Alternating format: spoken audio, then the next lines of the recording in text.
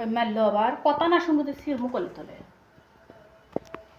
দেওয়া না খিলে এই থেকে এই পর্যন্ত আজকে হচ্ছে 17 তারিখ।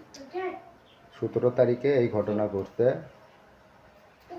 মহিলা মানুষ আগে আমার গায়ে হাত তুলছে, এই কারণে দেখেন লাঠিতে আগে আমাকে বাড়ি মারছে 2-3বার, এখানে ছিলে গেছে, এখানে হচ্ছে লাল হয়ে ফুলে উঠছে। মহিলা মানুষ, নাম শিউলি, আগে 17 তারিখ মঙ্গলবার। আর আমার বউকে ধরে মারধর করছে আর মিথ্যা মামলা দিয়ে কেস দিবের গেছে। ছবিটা তুলে নিতে পারি। আজকে 17 তারিখ, জিনিসটা প্রমাণ রেখে দিলাম, পুলিশ প্রশাসনের কাছে যেয়ে আমি জিনিসটা দেখাবো। আজকে সবার সামনে এখানে মেলাজন সাক্ষী আছে, আর এখানে এখানে ছিলে গেছে, দেখাও দেখাও দেখো রক্তর অবস্থা কি, এখানে বাড়ি মারছে ফুলে গেছে।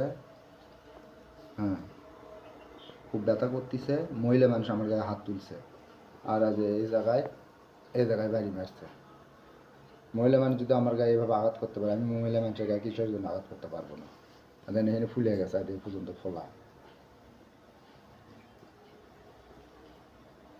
রেখে দিলাম স্যার।